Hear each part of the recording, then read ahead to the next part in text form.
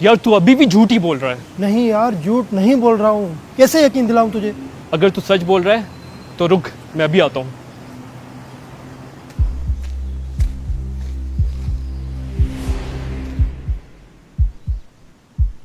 सच बोल रहा था ना? खा कुरान पर हाथ रख की कसम।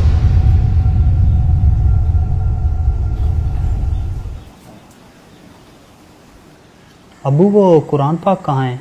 पारे पढ़वाने हैं ना इसाले सवाब के लिए। बेटा अलमारी के ऊपर डब्बे में ही रखे थे, वहीं पर देखो। चलो मैं चल के देखता हूँ। आ जाए। बेटा देखो यहीं रखे होंगे, दादी के 40वें के बाद से यहीं रखे हैं।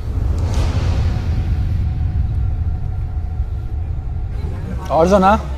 अबे क्या सुनाऊं, हटा। क्या हुआ तेरे ऑफिस के टारगेट का? क्या हुआ? अबे ऑफिस का टारगेट पूरा करते करते ना यहाँ खुद पूरे हो गए। उसको देख ऐसे बैठा है जैसे कोई ऑफिस के सारे टारगेट अकेले पूरे कर रहा है। तुझे क्या हुआ भाई? खामोश क्यों बैठे है? कुछ नहीं यार, बस ज़रा परेशान हूँ। क्यों, खैरियत क्या हुआ? यार इस घर में ना अजीब अजीब सी हरकतें हो रही हैं।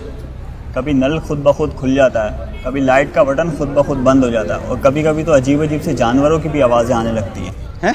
बस यार तू टेंशन नहीं ले, एक काम कर, घर पे कुरान पाक खरीद के रख ले, इंशाल्लाह ठीक हो जाएगा सब।